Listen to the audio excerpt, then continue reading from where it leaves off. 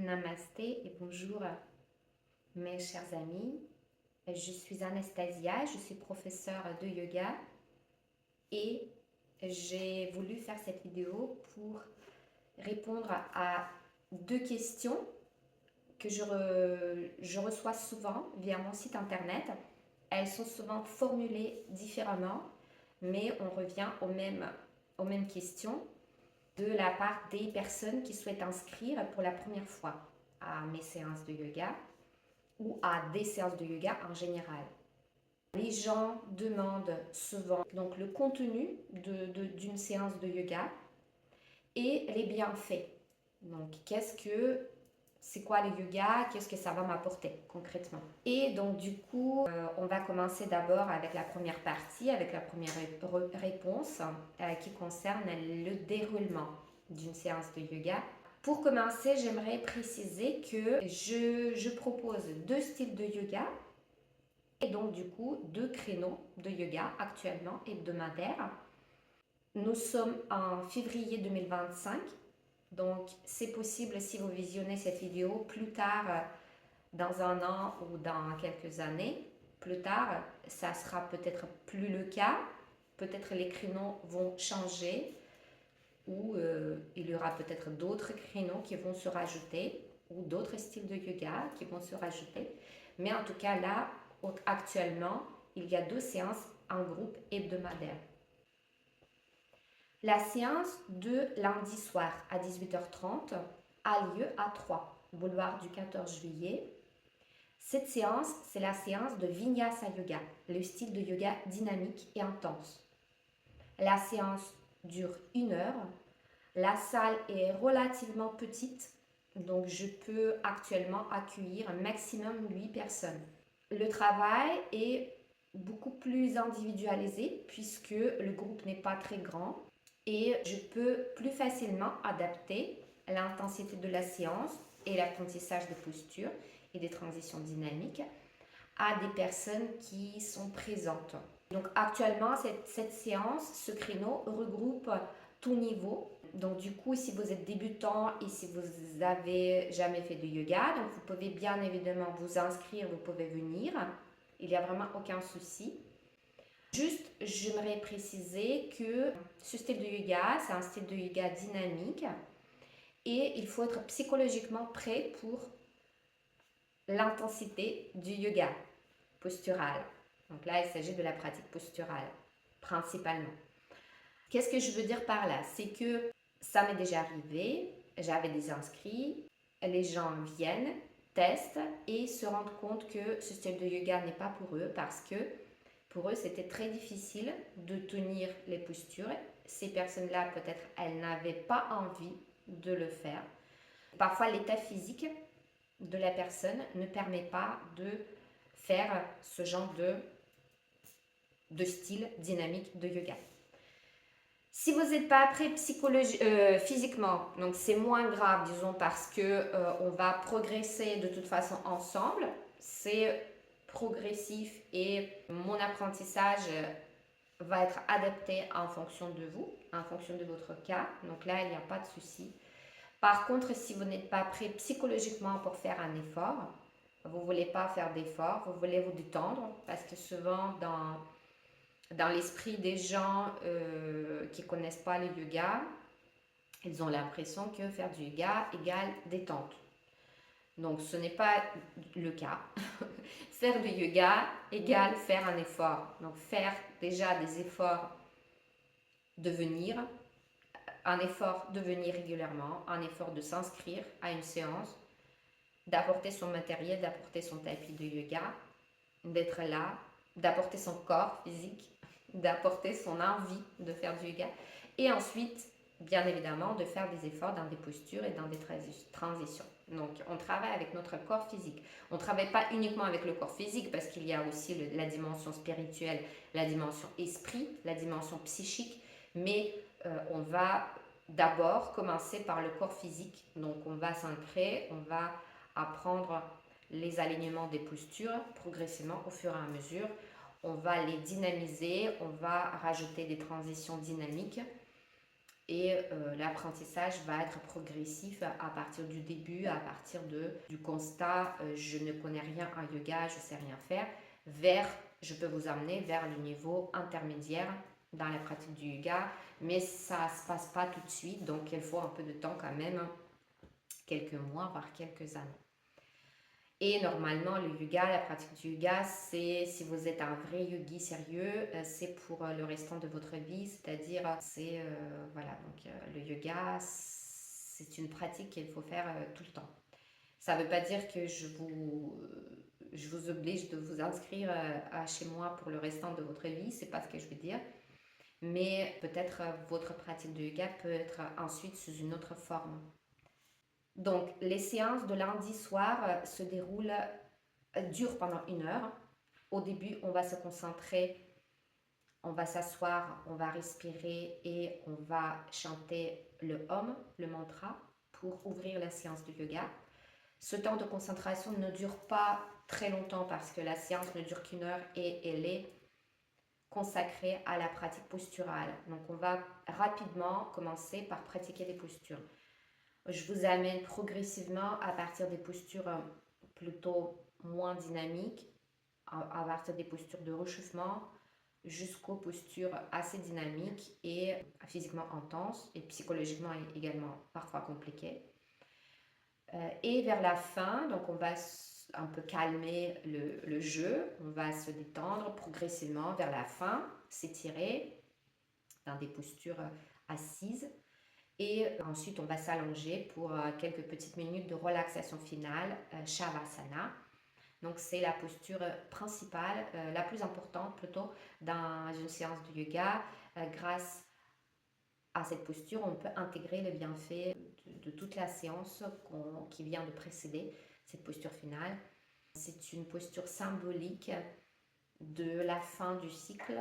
C'est la posture qui termine le cycle pour qu'on se réveille ensuite, se réveille entre guillemets, bien évidemment, parce qu'on ne s'endort pas dans cette posture de yoga. On se réveille à un nouveau cycle et à une nouvelle vie, symboliquement, avec des nouvelles énergies. Donc voilà, pour conclure, pour résumer plutôt, la séance de lundi soir à 18h30 à 3, boulevard du 14 juillet, la séance de Vinyasa Yoga dure 1 heure, est composée de plusieurs étapes, principalement consacrées à la pratique posturale et à des transitions dynamiques, et plutôt pour les personnes en bonne santé qui ont envie de faire un effort, qui peuvent faire cet effort. Vous pouvez venir tester, si vous n'êtes pas certain, vous pouvez bien évidemment venir tester une séance et comparer éventuellement avec la séance de mardi soir, donc à Buchères. Et donc progressivement, je vais maintenant aller sur l'explication du déroulé de la séance de mardi, de Hatha Yoga. Donc le style est différent, moins dynamique. La salle est plus grande, le nombre des personnes est plus grand, plus important. Donc là actuellement on est 14-15 inscrits. Pas tout le monde vient toujours, parfois il y a moins de personnes, mais globalement il y a beaucoup plus du monde. Et donc il n'y a pas de question d'âge. La plus jeune fille que j'avais, elle avait 13 ans et jusqu'à pas d'âge. Principalement, ce sont des femmes, mais on accueille également des hommes. Des hommes vous êtes les bienvenus également. Et donc, les séances de Hatha Yoga à Buchères mardi sont un peu plus longues. Elles durent 1h15, uniquement en dehors des vacances scolaires, tandis que les séances de Vinyasa Yoga à 3 le lundi sont toute l'année, durent toute l'année, même pendant les vacances scolaires. Les inscriptions sont annuelles, donc pour les séances de mardi à Buchères. Vous pouvez vous inscrire au cours de l'année également et on va vous demander de régler l'inscription annuelle, mais par contre au prorata des séances restantes. Tandis que les séances de lundi, je propose souvent de prendre une carte de 10 séances. Donc là, le concept est un peu différent. Les séances de mardi soir durent 1h15. Donc, on a un peu plus de temps pour la concentration, pour les techniques de respiration et pour parfois des moments plutôt méditatifs. Au début, on va prendre 15-20 minutes pour ça, pour respirer, pour se concentrer, méditer. Et ensuite, on passe à la pratique posturale. Et tout à la fin, on a également un peu plus de temps pour Shavasana. À la fin, au début et à la fin, on chante le mantra, le Om, pour ouvrir et ensuite pour clôturer la séance.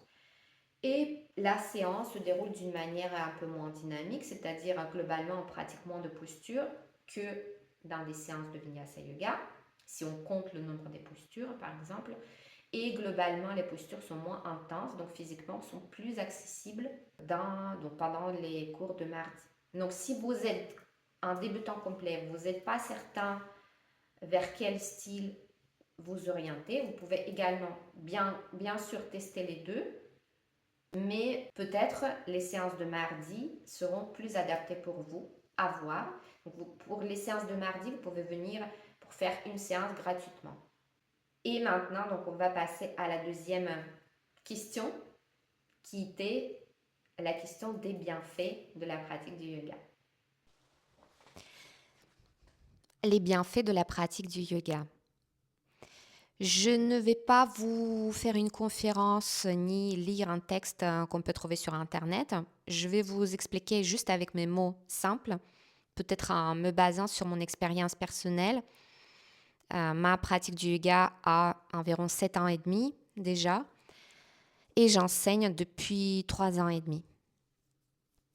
Je suis professeure de yoga diplômée, donc j'ai reçu mon diplôme certifié Yoga Alliance à Paris. Le diplôme est délivré par Gérard Arnault, le professeur de yoga renommé, sur principalement le professeur de Vinyasa Yoga et de Hatha Yoga parisien. Et c'est le fondateur du style de yoga Vinyasa en France. Alors, qu'est-ce que ça m'a apporté? Qu'est-ce que ça apporte, la pratique du yoga? Il y a plusieurs dimensions. Ce n'est pas uniquement le travail sur le corps comme on peut parfois penser. Ce n'est pas uniquement le travail sur la souplesse ou sur la force de votre corps. Donc, ce n'est pas du pilate, par exemple, ni la gymnastique. Nous travaillons le corps physique en profondeur. Le corps physique change au fil du temps, mais également, on va changer, on va modifier les autres dimensions de notre vie grâce à le travail sur les énergies, grâce à une certaine philosophie de yoga, grâce à votre état d'esprit qui change au fil du temps, grâce à un certain élargissement de votre conscience, puisque nous utilisons des techniques de concentration, des techniques de respiration, même en pratiquant les postures et la pratique posturale et en suivant les principes de base du yoga. Tout ceci cumulé influence notre vision du monde, influence notre capacité de vivre dans l'instant présent, ce qui se passe, les processus qui se passent à l'intérieur de notre corps, que ce soit les sensations au niveau du corps physique, de notre corps physique, ou bien les pensées. Est-ce que je suis en ce moment submergée des pensées? Est-ce que j'ai des pensées négatives qui tournent en boucle? Parce que les personnes qui font pas de yoga, qui font pas de techniques diverses, ni qui sont pas du tout dans la spiritualité, ni qui ne travaillent pas leur cerveau, souvent ne se rendent pas compte de leurs pensées, qu'il y a quand même un certain fond négatif des pensées qui circulent, ou des pensées qui sont imposées par des médias ou par d'autres personnes autour d'elles. Donc, elles ne se rendent pas compte, elles n'arrivent pas à identifier. Donc, leur niveau de conscience, il n'est pas suffisamment élevé pour pouvoir identifier ce processus et de le stopper. Donc, quand on pratique du yoga, on commence à en être capable puisque nous allons nous entraîner. Donc, à chaque séance de yoga, on s'entraîne à observer ce qui se passe à l'intérieur de soi. On s'entraîne à identifier est-ce que j'ai des pensées actuellement qui circulent dans ma tête ou j'en ai pas. Est-ce que j'ai mal quelque part, peut-être, ou j'ai des sensations désagréables à l'intérieur de mon corps, mais je me rends pas compte. Et si j'observe, si je scanne, on dit scanne, et si je scanne mon corps avec les yeux fermés, je suis dans un certain état méditatif. Mon cerveau fonctionne en mode alpha pendant les séances de yoga. Normalement, quand on vit au quotidien, quand notre cerveau est en mode de concentration sur nos tâches au travail, par exemple. Donc, ou si on lit un livre, notre cerveau est en mode bêta et donc on essaie quand même de sortir de ce mode bêta pendant les séances de yoga pour pour que les fréquences soient les fréquences alpha ou bien les fréquences θ de notre cerveau, donc pendant des moments méditatifs si on les fait, donc les méditations pendant les séances de yoga. Et donc, c'est pour résumer les bienfaits que ça peut nous apporter au-delà des bienfaits strictement physiques, c'est-à-dire vous vous musclez, vous musclez vos fesses pour l'été. Donc là, je fais exprès en exagérant un peu parce que parfois les gens pensent que faire du yoga, c'est d'avoir un corps souple et sexy. Bien évidemment, vous allez avoir un corps souple et sexy, mais ce n'est pas ce qu'on recherche principalement dans une pratique de yoga, même si parfois, il n'y a rien de mal de vouloir être sexy, d'avoir un corps sexy, et peut-être ça peut être un point d'entrée dans la pratique du yoga, mais ensuite, avec du temps, on commence à se rendre compte que c'est beaucoup plus profond que ça, finalement. Donc, être sexy et être beau, ça reste sur la surface, mais sur la surface de l'iceberg. Mais tu as quand même énormément de choses plus en profondeur. Et on commence à les découvrir et finalement, on est enchanté. Donc, il y a pas de mal de vouloir entretenir son corps dans un premier temps uniquement et de ne pas peut-être penser à autre chose. Mais vous ne pouvez pas aller très loin avec uniquement envie d'avoir un beau corps ou d'être musclé ou bien souple parce que la pratique de yoga va vous changer, va vous transformer, va transformer votre vie, va transformer votre quotidien. Vous allez avoir les pensées métamorphosées. Vous allez métamorphoser votre propre être finalement.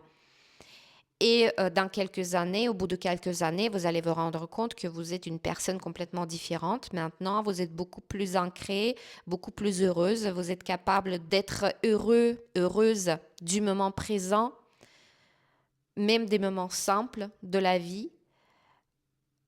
Et vous allez pouvoir contrôler vos pensées négatives, de ne pas les réfléchir, de décider par exemple, donc là je décide de ne pas les réfléchir. Donc du coup vous avez des capacités et vous avez un certain entraînement pour travailler avec votre mental finalement. Donc du coup vous pouvez maîtriser vos pensées, vous maîtrisez vos croyances également, parce que puisque vous maîtrisez vos pensées, vous allez exclure toutes les pensées négatives de votre tête, ou beaucoup, et finalement, vous allez rectifier vos croyances également, limitantes, et vous allez avoir dans votre tête plutôt globalement, les croyances beaucoup plus positives. Vous allez plus croire en vous-même, en la vie bienveillante et en un univers qui vous accueille avec une bienveillance et amour, tandis que peut-être à la base,